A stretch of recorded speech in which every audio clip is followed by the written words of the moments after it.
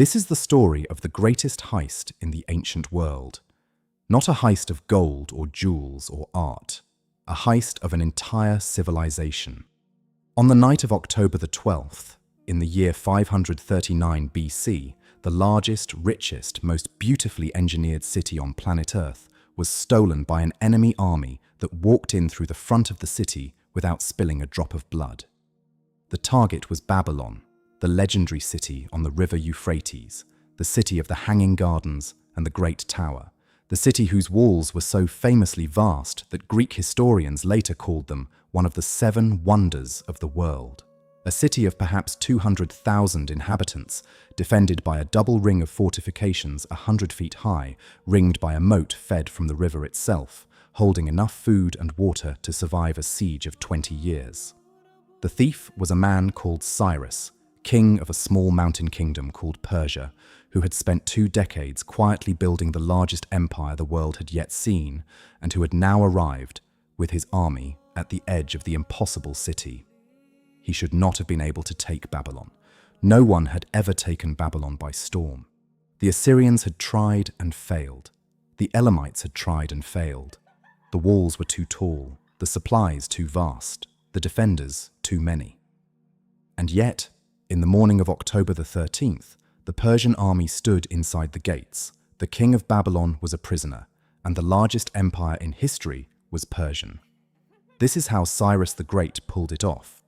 Using advanced AI trained on the ancient cuneiform chronicles of the Babylonians themselves, the Cyrus cylinder discovered by archaeologists and now displayed in the British Museum, the writings of Greek historians who interviewed witnesses or their descendants, and the cross-referenced archaeology of the city of Babylon itself, we have reconstructed the night of one of the most audacious operations in the history of warfare.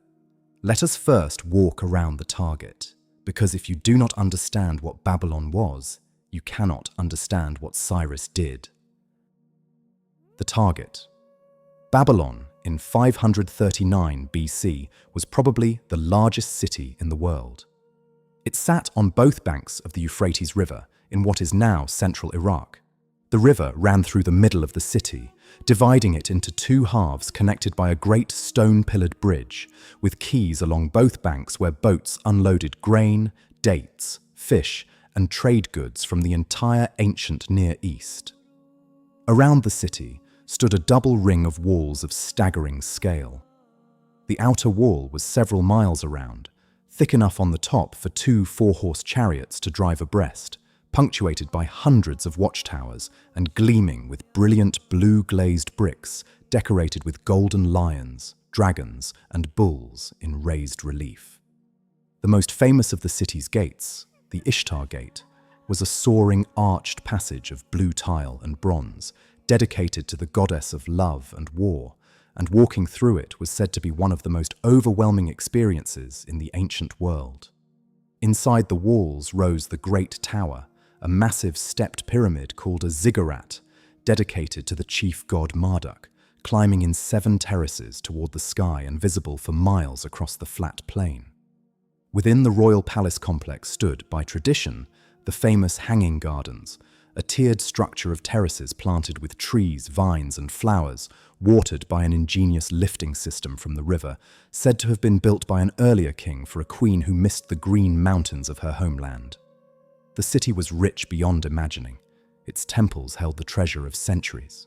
Its merchants moved goods to every corner of the known world. Its mathematicians and astronomers were the most advanced on Earth. Its tablets recorded the movements of the planets, the harvests, the births and deaths, the property contracts, and the dreams of a civilization that had been writing things down longer than anyone else. And it was defended. The walls, as we said, were enormous. The moat was wide and deep, fed by the Euphrates. The city's stores of grain, dried fish, dates and oil were, by tradition, sufficient to feed the population for 2 decades of siege. A famous Greek historian writing a century later would claim that the walls of Babylon were so vast that the defenders did not even hear about the fall of the outer districts until 3 days after they had been taken, because the city was simply that big. The exact figure is exaggerated, but the point is sound. Babylon was not just a city, it was an entire world wrapped in walls. The thief. Cyrus the Great was perhaps the most extraordinary political mind of the ancient world. He was born around 600 BC into the royal family of Persia, then a small mountain kingdom owing tribute to the larger Median Empire to the north. In his 30s, he overthrew his Median overlord, absorbing that empire into his own. He then turned west and, in a brief, dazzling campaign, conquered the wealthy kingdom of Lydia in what is now Turkey, ruled by the legendary King Croesus, whose name had become a byword for wealth across the Greek world. By the time Cyrus turned his army toward Babylon in 539 BC, he had already built the largest empire ever assembled by a single human being to that date. His armies had a reputation for efficiency, discipline, and, unusually for the age, mercy. Cyrus did not slaughter conquered peoples or burn their cities for the joy of it. He absorbed them. He left their gods in their temples. He let their local rulers, if they cooperated, keep their positions. He had a gift for arriving at a new kingdom and being welcomed somehow as a liberator rather than a conqueror. And this gift was about to be deployed against Babylon. The setup.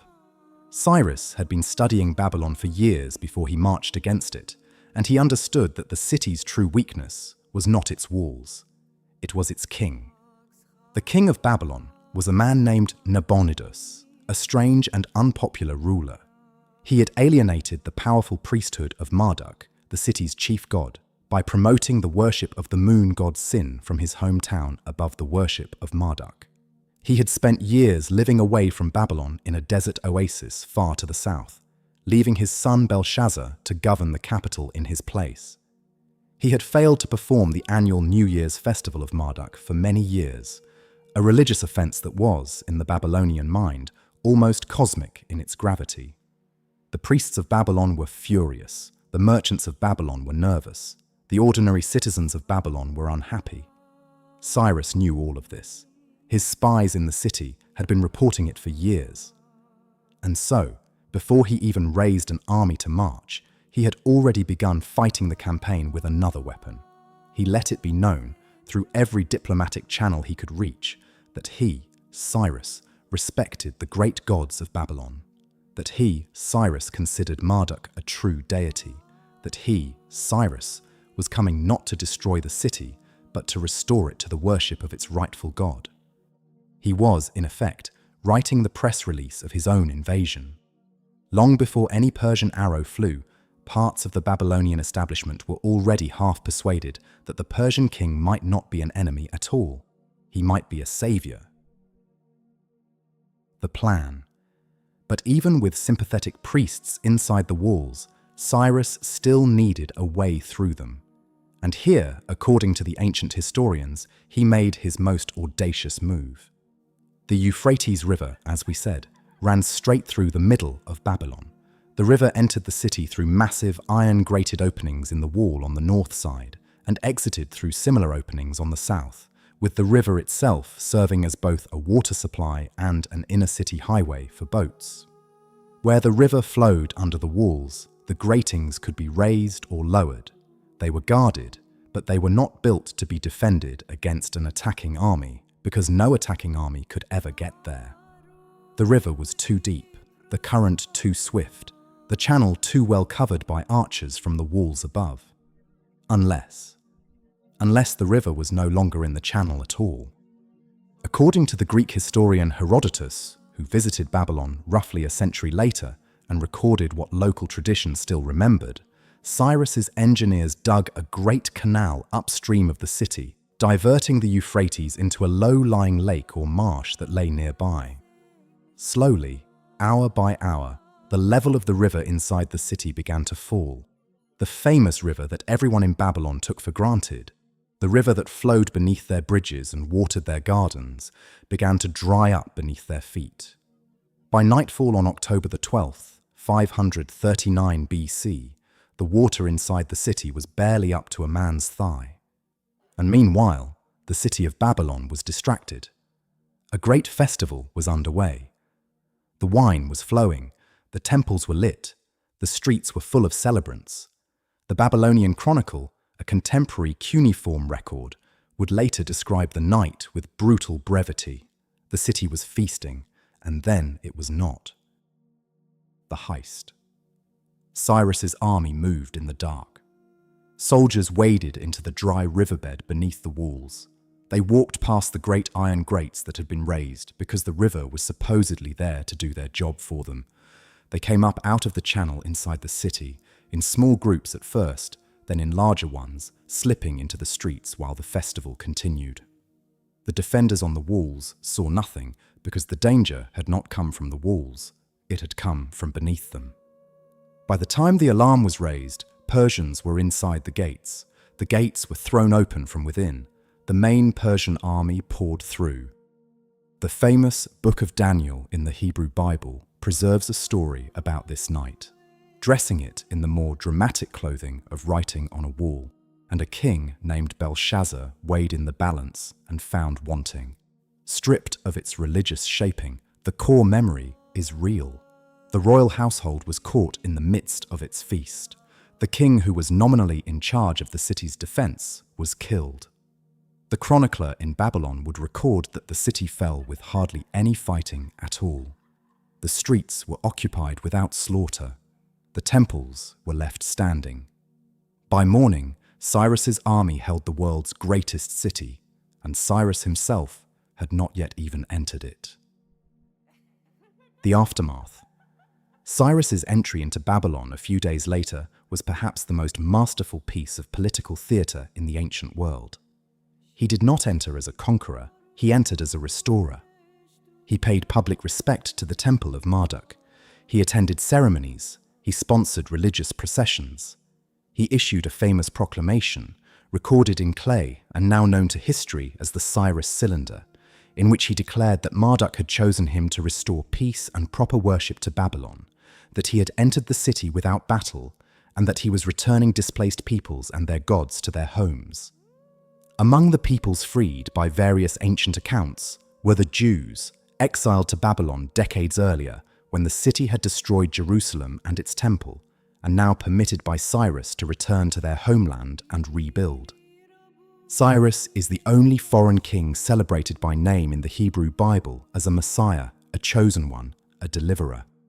The brilliance of his Babylon operation went far beyond the night of the river. It extended into the years that followed, in which he turned a captured city into a willing province by paying tribute to its gods, sparing its temples, and dressing his conquest in the language of liberation. Future kings would notice. Alexander the Great would attempt the same trick centuries later. The Romans would refine it into a global business model.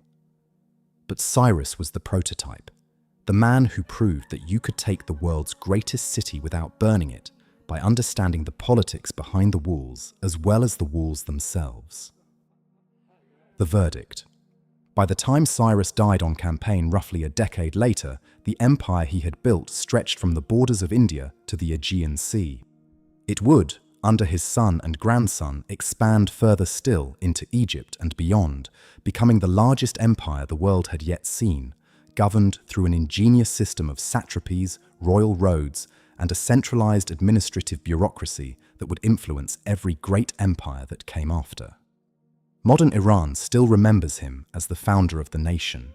Tourists at the British Museum still file past the broken clay cylinder on which he announced his arrival in Babylon. And every modern strategist who has ever studied the conquest of an apparently impregnable position has, somewhere in his reading, encountered the night the river dried up. Babylon itself would survive, though its days as the world's greatest city were now numbered. It would fade slowly over centuries, eventually returning to the dust of the Iraqi plain. But the trick that brought it down has never quite been forgotten. That was the night Persia stole the world's greatest city on October the 12th in the year 539 BC. An empire was acquired in a single evening, not by storm or by slaughter, but by an engineer's understanding of a river, a politician's understanding of a priesthood, and a thief's instinct for the moment when a city is too distracted to notice that the back door has been left open. Most conquests are remembered for their cruelty. This one is remembered for its elegance. The lesson Cyrus left to the entire history of empire that followed is the same one any modern executive or strategist eventually learns. The biggest target in the room is rarely brought down by attacking it head-on. It is brought down by understanding what it depends upon, by interrupting that one thing, and by walking calmly through the gap before anyone realizes it has opened. The greatest empire the world had ever seen was born from a single perfect heist.